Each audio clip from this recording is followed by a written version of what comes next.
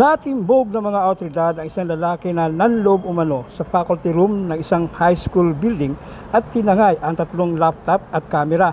Naaresto ng mga pulis ang suspect dahil sa isang operation sa Barangay Buting, Pasig City nitong Martes.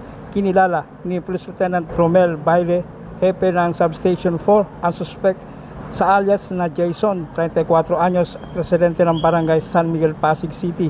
Ayon sa pulisya, habang nagsasagawa ng anti-criminality operation ang mga tauhan ng Substation 4 ng Pasig City Police sa panguna ni Police Staff Sergeant Kevin De La Rosa sa bahagi ng Linear Park sa Barangay Buting, Pasig, nang mapansin nila ang isang grupo ng mga kalalakihan na biglang nagtakbuhan.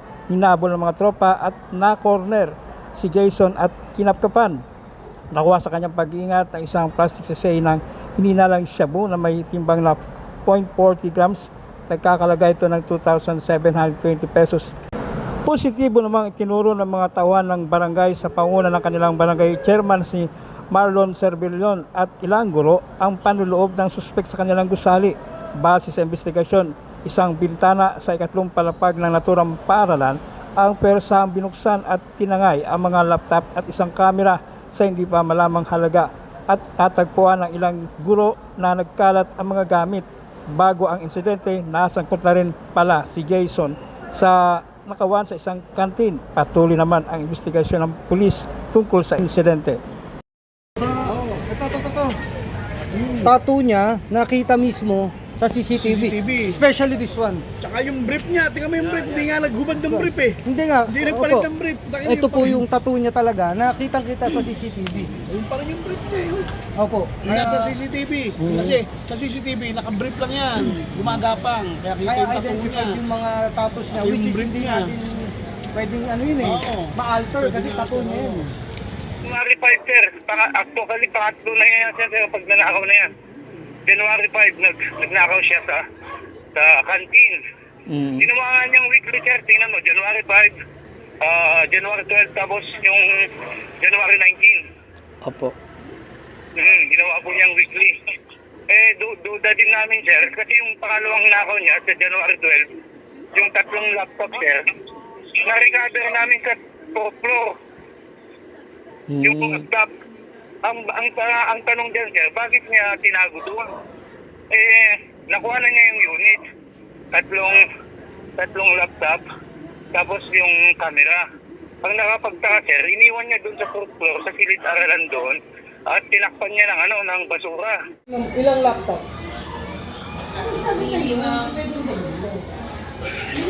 Ito po, ito yung nawala na nakuha din. Nakuha, na-recover niya din. So,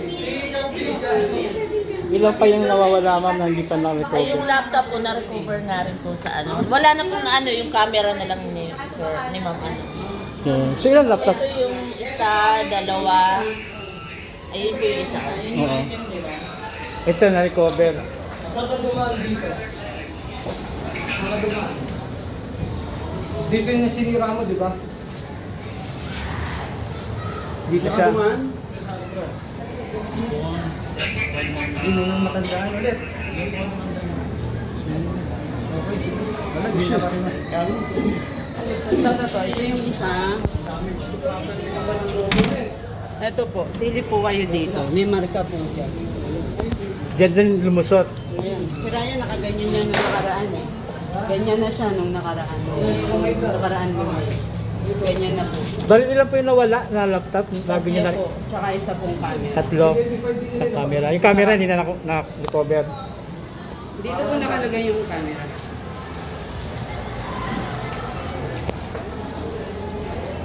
Dito. Nandito siya.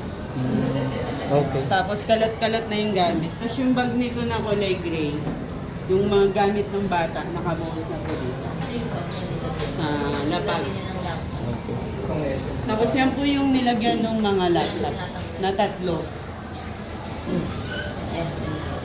Arestado isang lalaki matapos itong mahuling pumasok sa isang pribadong compound sa bahagi ng J&T Warehouse sa Barangay Kalawaan, Pasig City. Kinilala ni Station 4 Commander Police Lieutenant Baile ang nahuli na si alias Ruiz, 46 anyos, maintenance ng isang sementeryo na taga-barangay Palingon, Taguig City. Base sa ulat ng Pasig Substation 4, Nakatanggap sila ng tawag mula sa nasabing kumpanya na habang nagsasagawa ng roving inspection ang security guard na si Dato Etem Galmak ng Paranaque City nang mapansin niya anong pumasok at umikot sa nasabing compound ang suspect. Gamit ang scooter, agad siyang ininspeksyon at na-recover sa kanyang pag-iingat isang pakete ng pinaghihinalaang shabu. Sa ngayon, kulong na ang suspect sa lock-up cell ng Police Substation 4 at kakarapin ang kasong trespass to dwelling at RA 9165 o comprehensive dangerous drugs. Lasing na lasing lang ako kanina, sir. Tapos ngayon sasabihin mo dito natin sa loob, wala kang gagawin masama. Ay, mas na nga sa inyo, may masama ka na nga ginagawa eh. Pwede ka pang kutsilyo. Hindi, sir, kasi lalabas na ako, sir. Tapos dapat pinalabas. Dapat pinalabas nyo na lang ako eh. Hindi naman ako nakipagtalo sa inyo, diba? Nung pagdating ko dyan sa week. Tinawag nyo ako, pumunta pa nga ako, diba? Wala akong ginawang masama. Kaya, nung napasok nga ako dito, sir, hindi ko na alam kung saan ako lalabas, sir. Sir, gumagamit ka rin, sir, droga. Nagda-drugs ka. Hindi, sir. Hindi. Bakit nidala ka? Hindi ko sa akin yun, sir. Sa inyo yun. Hindi ko alam, sir. Wala sa inyo nakuha. Andiyan sa short mo. Ang sa amin yun, sa inyo nakuha. Anong kaso mo dati, sir? Section 11 po, sir. Drugs din. Bawal na yun eh. Wala akong ano eh. May Hindi dala naman ka pa. kayo ano eh. Private property to. Oo nga, sir. Private property to. Tapos open ang Naligaw guard nga ko. ako, sir. Kung kayo mo mag-search, bukod pumatok dito. Ang ginagawa dito. Bakit kailangan nyo ako? Kailangan ng kamura. Wala ka ng karapatang magreklamo ngayon. Uli ka na eh. Reklamo ka na sa korte.